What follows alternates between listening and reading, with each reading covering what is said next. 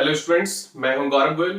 तो आज carbonates compound में हम देखेंगे कि कार्बोनेट्स कंपाउंड के 10th क्लास लेवल पे कुछ ऐसे कंपाउंड्स जो बहुत ज्यादा इंपॉर्टेंट हैं। तो हमने दो टारगेट किए हैं जो कि 10th बोर्ड में आते हैं। पहला है इथाइल अल्कोहल, दूसरा है इथेनोइक एसिड। तो अगर हम वो कोई भी कंपाउंड के बारे में पढ़ते हैं सबसे पहले, तो कंपाउंड्स के हम कुछ मेन पॉइंट्स हम सबसे पहले जानते हैं। सबसे पहली बात हम उसकी देखते हैं, प्रिपरेशंस कैसी हो रही है, कैसे वो बनता है ना। सबसे पहली हेडिंग होती है कैसे बनता है, कैसे हमको मिल रहा है नेचर में। तो इथाइल अल्कोहल को सबसे पहले टारगेट करते हैं। इथाइल अल्कोहल को हम सिंपली बोल सकते हैं इथेनॉल। ये 2 कार्बन का अल्कोहल होता है, अल्कोहल जिसमें OH लगा हो, जिसमें फंक्शनल ग्रुप OH लगा हो। ठीक है, तो इथाइल अल्कोहल मतलब इथेनॉल की सबसे पहले हम प्रिपरेशंस देखेंगे, फिर उसकी देखेंगे हम फिजिकल प्रॉपर्टीज। फिजिकल प्रॉपर्टीज में वो कैसे दिखता है, ऑब्जर्वेशन उसकी कैसी है, टेस्ट, ऑर्डर, स्मेल, फलाना ढिमकाना, ये हम सारी चीजें कवर अप करेंगे। फिर हम देखेंगे इसकी प्रिपरेशंस। प्रिपरेशंस हमने पहले देख ली, physical properties then chemical properties. Preparation पहले हमने कवर कर ली कैसे बना, फिर हमने इसकी देखी कि फिजिकल इसकी प्रॉपर्टीज क्या है, फिजिकली वो ऑब्जर्वेशन कैसा है। Then chemical properties. Chemical properties में क्या आता है कि अगर इथाइल अल्कोहल बन चुका है, उसकी हमने फिजिकल प्रॉपर्टी देख ली है, तो वो हमें यह भी देखना है कि वो किसी अदर कंपाउंड या किसी अदर सब्सटेंस के साथ बिहेव कैसा कर रहा, किस तरीके से रिएक्ट कर रहा और क्या दे रहा रिएक्शन करने के बाद, है ना। तो ये हमें देखना है कि रिएक्शन करने के बाद वो किसी और के साथ क्या दे रहा है हमको, वो चीज हमें देखनी है। तो उसको हम बोल देते हैं केमिकल प्रॉपर्टीज। मतलब वो किस तरीके से प्रॉपर्टी शो कर रहा है, केमिकली वो कैसे शो कर रहा है। नेक्स्ट हम देखेंगे उसके यूजेस, कि उसकी यूजेस क्या है। अगर हमने कोई कंपाउंड बनाया है तो अगर उसका कोई यूज नहीं है तो मतलब ही नहीं बनता।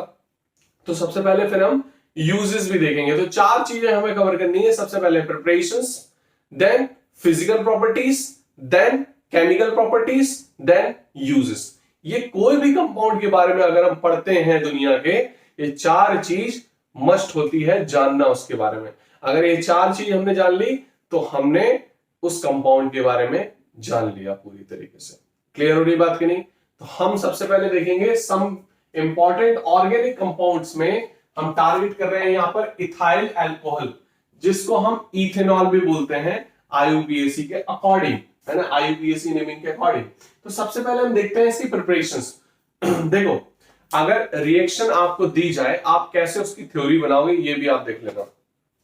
तो प्रिपरेशंस आपको दी गई है। देखो, ये क्या होता है हमारा सुक्रोज, C12H22O11 सुक्रोज बोलते हैं। सुक्रोज क्या होता है, केन सुगर, गन्ने के सुगर को क्या बोलते हैं हम, सुक्रोज बोलते हैं। सुक्रोज में हमने पानी डाल दिया, ठीक है, H2O, और हमने इसमें एंजाइम यूज कर लिया, मतलब कैटलिस्ट, बायो कैटलिस्ट जिसको बोलते हैं, इन्वर्टेज यूज कर लिया हमने।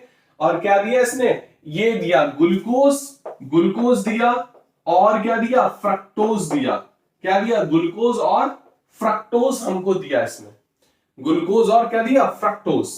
अब ये ग्लूकोज अकेला हमने उठाया, ठीक है, इससे हमने केवल क्या उठाया, ग्लूकोज अकेला उठाया, और ग्लूकोज को फिर जाइमेज से हमने ट्रीट कर दिया। जाइमेज हमारा क्या है, दूसरा एंजाइम। जाइमेज से हमने ट्रीट कर दिया, हमें क्या मिला, अल्कोहल मिल गया। क्या मिल गया, ये इथेनॉल। समझ में आ रही बात कि नहीं, हमें इथेनॉल मिल चुका है। कैसे मिलेगा, इस पूरे प्रोसेस को हम फर्मेंटेशन रिएक्शन बोलते हैं।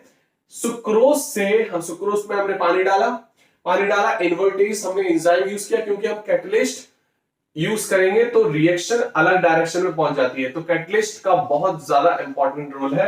ये कैटलिस्ट डाला हमने, इन्वर्टेज और ग्लूकोज और फ्रक्टोज हमको मिला। ग्लूकोज में फिर हमने जाइमेज से ट्रीट करा दिया और इथेनॉल हमको मिल गया। तो ये पहला प्रिपरेशन है कि इथेनॉल हमें कैसे बनाना है। क्लियर हो रही बात कि नहीं। तो इथेनॉल हम ऐसे बना सकते हैं। समझ में आ गई बात कि नहीं।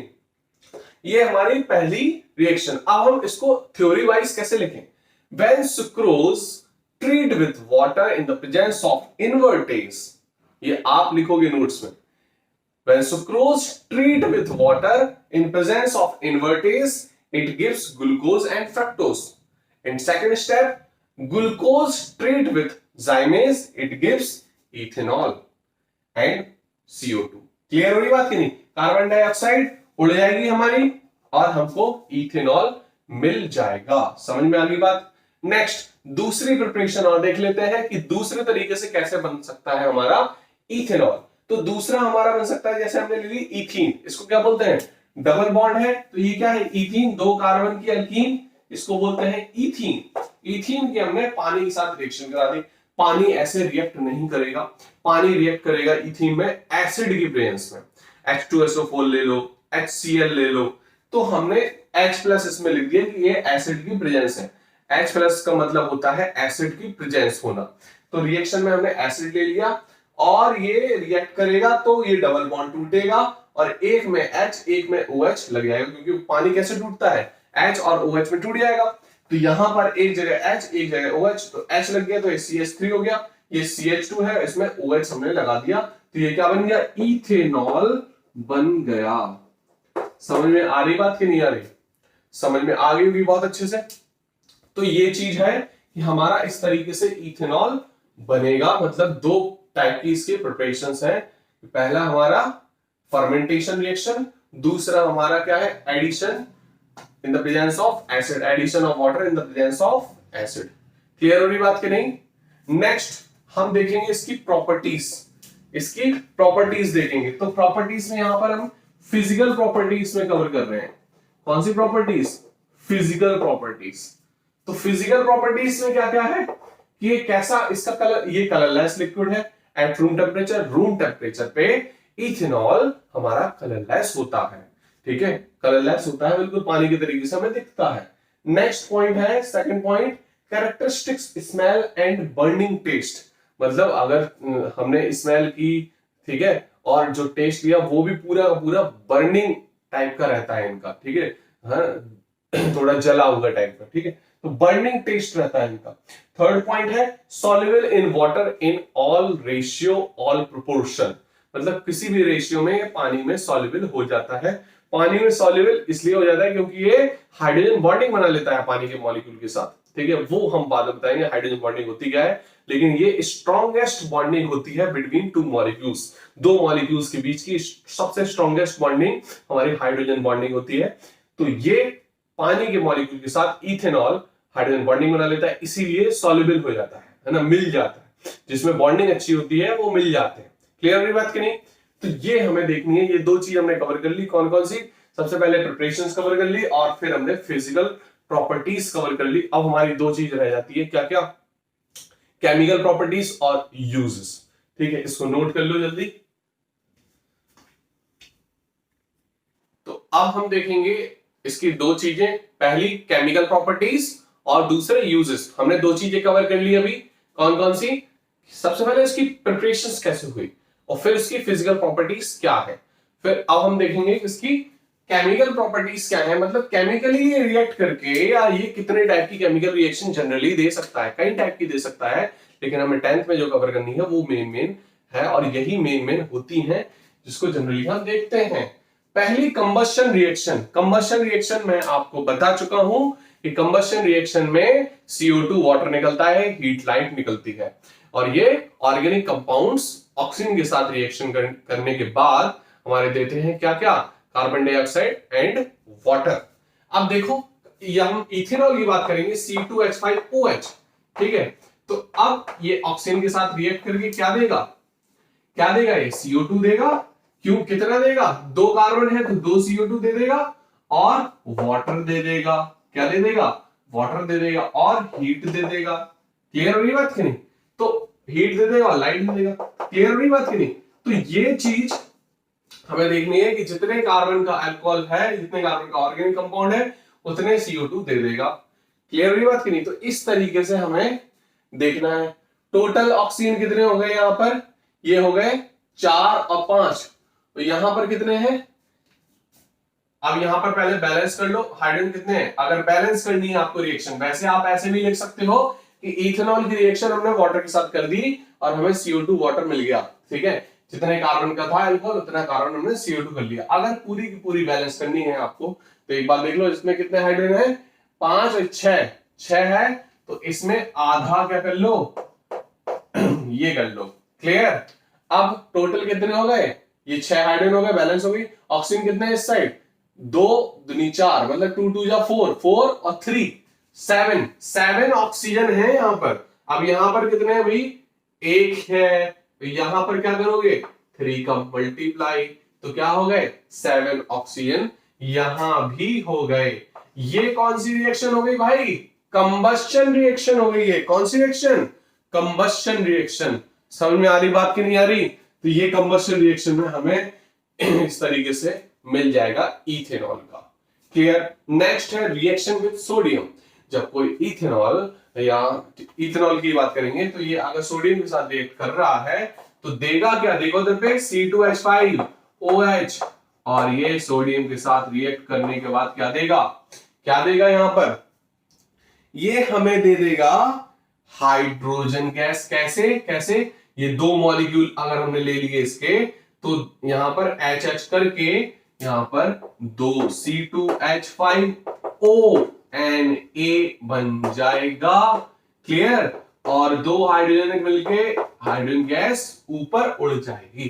क्लियर हो रही बात की नहीं, मतलब H हटाना है Na लगाना है, H हटाना है Na लगाना है, H हटाना है Na लगाना है, और हाइड्रोजन गैस उड़ जाएगी, हमें हाइड्रोजन गैस मिल जाएगी। मतलब इथेनॉल रिएक्शन अगर हम मेटल के साथ कर दें, ठीक है, अल्कली मेटल के साथ, यहां पर हमने सोडियम ले लिया, तो यहां पर हाइड्रोजन गैस वो इवॉल्व करेगा। समझ में आ गई बात। नेक्स्ट है हमारी ऑक्सीडेशन रिएक्शन। ये हमने आपको पहले बता दी होगी, अब देखो आपको याद आएगी। हमने इथेनॉल लिया C2H5OH, हमने इसको ऑक्सीडाइज किया, हमने ऑक्सीडेशन बताया था आपको K2Cr2O7 की प्रेजेंस में और KMnO4 की प्रेजेंस में, अल्कलाइन KMnO4 की प्रेजेंस में, और एसिडिक K2Cr2O7 हमने बताया होगा आपको, बिल्कुल बताया है। ठीक है, तो यहां पे ले लो अल्कलाइन KMnO4 की प्रेजेंस में रिएक्शन कर दी, ऑक्सीडाइज हो गया, ऑक्सीडाइज हो गई। ये अल्कोहल सीधे पहुंचता है, एसिड बनाता है, कितने कार्बन का, जितने कार्बन का क्या है, अल्कोहल है, यहां पर ये सीधे एसिड बन गया, कार्बोक्सिलिक एसिड। बस आपको ये याद रखना है, सीधे के सीधे इथेनॉल ऑक्सीडेशन होने के बाद, कंप्लीटली ऑक्सीडेशन होने के बाद ये हमारा एसिड बनाता है, उतने ही कार्बन का कार्बोक्सिलिक एसिड ये दे देगा। क्लियर हो रही बात की नहीं। 3 रिएक्शन हमारी कंप्लीट हो गई। पहली reaction combustion reaction, combustion reaction में ऑक्सीजन के साथ के प्रेजेंस में होती है कंबस्शन, CO2 दे देगा, वाटर दे देगा, हीट दे देगा, लाइट दे देगा।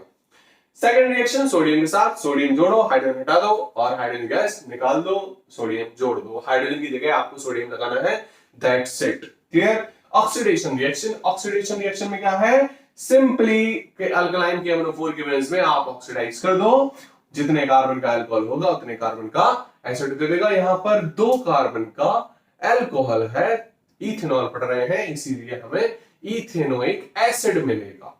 समझे, समझ गए होंगे। नेक्स्ट रिएक्शन देखो, डिहाइड्रेशन रिएक्शन। डिहाइड्रेशन का मतलब क्या होता है, आप डिहाइड्रेशन कब महसूस करते हो, डिहाइड्रेट कब महसूस करते हो, जब पानी की कमी हो जाती है। तो इथेनॉल भी डिहाइड्रेट महसूस करता है। समझ में आई बात। तो ये डिहाइड्रेट महसूस करेगा, मतलब एसिड की प्रेजेंस में इसकी रिएक्शन करा दो तो ये पानी निकाल लेगा। समझे कि नहीं समझे। तो यहां पर CH2 डबल बॉन्ड CH2, मतलब इधर देखो, इधर देखो, इधर देखो, ये CH3 का हमने इस तरीके से लिखा है इसको, समझे नहीं समझे। CH2 ये CH3 इस तरीके से होता है ना इथेनॉल, CH3 CH2OH, इसका H हमने नीचे लटका दिया, OH नीचे लटका दिया, पानी निकाल दो। ये बॉन्ड टूटा, ये बॉन्ड टूटा, H प्लस OH नेगेटिव, यहां पे डबल बॉन्ड आ जाएगा। H प्लस टूटा, यहां नेगेटिव, OH नेगेटिव टूटा, यहां प्लस, प्लस नेगेटिव बॉन्ड बनाएगा, डबल बॉन्ड बन जाएगा, ये सिंगल बॉन्ड है यहां पर। समझे नहीं समझे, समझ गए होगे। फिर उसके बाद डबल बॉन्ड जनरेट होता है। क्लियर। तो इस तरीके से डिहाइड्रेट महसूस करने लगेगा, किसके प्रेजेंस में, एसिड की प्रेजेंस में। समझे नहीं समझे, क्या ले लिया हमने, एसिड में क्या ले लिया हमने यहां पर, concentrated H2SO4, concentrated H2SO4, temperature 413 kelvin ले लिया हमने, 413 केल्विन, समझे। तो ये रिएक्शन हमारी इस तरीके से हो जाएगी। ईस्ट्रीफिकेशन क्या होता है ये याद कर लो, ईस्ट्रीफिकेशन का मतलब ईस्टर का बनना। तो इथेनॉल ईस्टर बनाने के काम आता है। ईस्टर कौन सा कैसा कंपाउंड होता है, जहां भी खुशबू आपको दिखे वो 95% ईस्टर होता है। ईस्टर्स हमारे खुशबूदार कंपाउंड होते हैं, फ्लेवर्ड कंपाउंड होते हैं, ठीक है। तो ईस्टर्स ज्यादातर जगह यूज होता है फॉर फ्लेवरिंग और फॉर प्लीजेंट ऑर्डर, ठीक है। तो यहां पर ईस्ट्रिफिकेशन, इथेनॉल की रिएक्शन हम एसिड के साथ करा देंगे। किसके साथ, एसिड के साथ। तो हमने यही ले लिया क्या, इथेनोइक एसिड ले लिया, और यहां पर पानी निकालना है आपको। इससे H, इससे OH, या इससे H निकाल दो, इससे OH निकाल दो। तो देखना है यहां पर ध्यान से, इसको पकड़ो, इसको पकड़ो, CH3 C double bond O। अब H तो हट गया ना, ये H हट गया, यहां से OH हट गया, ये क्या बचा, केवल ये बचा C2H5। तो यहां C2H5 लगा दो, ये क्या बन गया, ईस्टर। क्या बन गया, ईस्टर। एसिड हमेशा H निकालता है, H निकाल दो, ये इसके प्रेजेंस में बेस हो जाएगा, वीक एसिड हो जाएगा, तो OH निकल जाएगा। H और OH निकलने के बाद मतलब यहां कर दो -H2O, मतलब जो हमारा पानी है वो माइनस होके क्या दे दिया इसने, ईस्टर दे दिया। क्या दे दिया, ये ईस्टर दे दिया। समझे नहीं समझे। तो इस तरीके से हमारी ईस्ट्रिफिकेशन रिएक्शन हो जाएगी। समझे नहीं समझे। तो इसको नोट कर लो, ठीक है। C2H5 OH और CH3, ये हमारा इथेनॉल हो गया, इथेनॉल, और ये इथेनोइक एसिड हो गया, इथेनोइक एसिड, ठीक है। और हमें क्या दे देगा, ये ईस्टर दे देगा। क्लियर। यूजेस देखते हैं, यूजेस, इसके यूजेस क्या क्या है। पहला यूज है रेक्टिफाइड स्पिरिट 95% बाय वॉल्यूम, मतलब 95% हमारा क्या लेगा इसमें क्या देगा, ये 95% जो उसमें यूज करते हैं as a Dettol spray use करते हैं ना, जब हमारा घाव लग जाता है उसको साफ करने के लिए ना, बैक्टीरिया साफ करने के लिए। तो रेक्टिफाइड स्प्रिट 95% बाय वॉल्यूम, मतलब 95% इसमें इथेनॉल होगा, है ना। एनेस्थेटिक्स के लिए यूज करते हैं, मेडिसिन में बहुत ज्यादा यूज होता है इथेनॉल का, कफ सिरप में भी यूज होता है। Solvent in paints, gums, resins, as solvent भी बहुत अच्छे तरीके से यूज होता है। जैसे हम पानी सॉल्वेंट ले लेते हैं, इसी तरीके से हम इथेनॉल भी सॉल्वेंट ले लेते हैं। हम जब पेंट रेंट करते हैं तो उसमें हम डालते हैं अलग से इथेनॉल, ठीक है, अलग अलग फॉर्म में आता है, तो वो हमारा पेंट अच्छे से एफिशिएंसी बढ़ा देता है पेंट्स की, है ना। लास्ट पॉइंट है हमारा एडिटिव एंड पेट्रोल। पेट्रोल में भी हम एज अ एडिशन यूज करते हैं, ठीक है, कि पेट्रोल में भी हम एज अ एडिशन यूज करते हैं, ताकि वो लगभग similar he kind of show होता है। तो पेट्रोल में भी हम यूज करते हैं। क्लियर। तो इसको नोट कर सकते हो जल्दी। तो अब हम देखते हैं यहां पर ethanoic acid. Ethanoic acid basically हमारा 2 कार्बन का एसिड होता है, कार्बोक्सिलिक एसिड। तो इथेनोइक एसिड इस तरीके से लिख सकते हैं इसको, देखो CH3COOH को हम कैसे लिख सकते हैं, इस तरीके से, ठीक है, CH3 और COOH। अब हम देखेंगे सबसे पहले इसकी प्रिपरेशंस कैसी हैं। प्रिपरेशंस में हम 2 टाइप की इसकी प्रिपरेशन देखेंगे, जैसे हमने किसमें देखी थी, इथेनॉल में। तो देखो सिंपली ये इथेनॉल का ऑक्सीडेशन कर दो, ठीक है, KMnO4 की प्रेजेंस में, अल्कलाइन KMnO4 की प्रेजेंस में हमें क्या मिल जाएगा, कार्बोक्सिलिक एसिड 2 कार्बन का, ठीक है, मतलब इथेनोइक एसिड हमको मिल जाएगा, ठीक है। ये पहली प्रिपरेशन है, अभी हमने आपको बता दी थी पिछली बार इथेनॉल में। अब यहां पर देखो हम ईस्टर से कैसे बना सकते हैं, फ्रॉम ईस्टर, इसमें लिख लेना फ्रॉम अल्कोहल या फ्रॉम इथेनॉल, इसमें लिख लेना फ्रॉम ईस्टर। अब ईस्टर से कैसे बना लेंगे, तो जो हमने ईस्ट्रिफिकेशन में प्रोडक्ट बताया था ना, उसका जस्ट उल्टा है, रिवर्सिबल रिएक्शन है, तो जस्ट उल्टी हो जाती। तो इसमें हम पानी डाल दो, ठीक है, ईस्टर में पानी डाल दो एसिड के प्रेजेंस में थोड़ा सा, और ये हमारा क्या दे देगा, यहां पर इथेनोइक एसिड दे देगा, ठीक है। इथेनोइक एसिड के साथ हमारा इथेनॉल भी था उसमें, तो रिवर्सिबल रिएक्शन में हमें इथेनॉल भी मिलेगा और इथेनोइक एसिड के साथ। क्लियर? तो हम इथेनोइक एसिड ऐसे भी बना सकते हैं, अगर हमें ईस्टर दे दिया जाए तो हम इथेनोइक एसिड बना सकते हैं, और इथेनॉल मिल जाए तब भी हम इथेनोइक एसिड बना सकते हैं। तो दो टाइप की इसकी प्रिपरेशंस हो गई हैं, है ना। नेक्स्ट हम देखते हैं इसकी प्रॉपर्टीज में क्या क्या है। प्रॉपर्टीज में ये हमारा कलरलेस लिक्विड है, ठीक है। इथेनोइक एसिड पंजेंट ऑर्डर है, ठीक है। बेकार सा ऑर्डर, पंजेंट ऑर्डर मतलब बेकार सा order. Hygroscopic nature, hygroscopic nature का मतलब क्या होता है? वाटर को अपने पास होल्ड करके रखना, है ना। बाइंड मत होना, होल्ड करके रखना, है ना। तो उसको बोलते हैं हाइग्रोस्कोपिक नेचर। जैसे हमारा नमक जो है वो बरसात में हमारा हाइग्रोस्कोपिक हो जाता है, पानी थोड़ा सा वो हो जाना है, चिपचिपा हो जाना है, तो इस तरीके का हाइग्रोस्कोपिक नेचर होता है। मिसबिल इन वाटर, पानी में मिसबिल हो जाता है, लेकिन नॉट ऑल प्रोपोर्शंस, लेकिन हो जाता है, ठीक है। इट इज मिसबिल इन वाटर, ठीक है। तो ये हम दो चीज देख चुके हैं। अब हम देखेंगे केमिकल प्रॉपर्टीज और उसकी यूजेस। देखो अब हमको देखना है यहां पर केमिकल प्रॉपर्टीज और यूजेस। देखो केमिकल प्रॉपर्टीज में हमें क्या क्या कवर करना है यहां पर। तो केमिकल प्रॉपर्टीज में एसिडिक नेचर, मतलब हमें एसिड का, हम इथेनोइक एसिड पढ़ रहे हैं, इसका एसिडिक नेचर हमें देखना है। एसिडिक नेचर हम कैसे पता करते हैं? एसिडिक नेचर हम तब पता करते हैं जब वो H+ दे, H+ देगा तो वो एसिड कहलाएगा। इस तरीके से देखते हैं हम। तो H+ एसिडिक नेचर में कैसे हम पता करेंगे कि ये एसिडिक है? एसिडिक नेचर हम कैसे पता करेंगे? हमने ले लिया इथेनोइक एसिड, इथेनोइक एसिड लेंगे हम, सिंपली मेटल के साथ रिएक्ट करा देंगे जिस तरीके से हमने इथेनॉल का कराया था, और ये H+ दे देगा, मतलब रिप्लेस कर देगा, और ये क्या बन जाएगा? CH3COONA, है ना, sodium salt of ethanoic acid. आपको पता है इथेनोइक एसिड विनेगर में यूज होता है। विनेगर में 7 to 8% अगर हमने ले लिया, और हमने 7 to 8% बाय वॉल्यूम ले लिया, तो हम उसको विनेगर बोल देते हैं, ठीक है। तो इथेनोइक एसिड हमारा काफी जगह यूज होता है।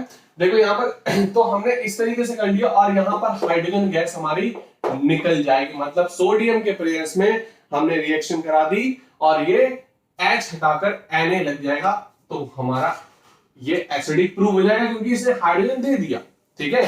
समझ में आ रही बात की नहीं? अब रिएक्शन विद बेस, बेस के साथ रिएक्ट करके ये क्या देगा?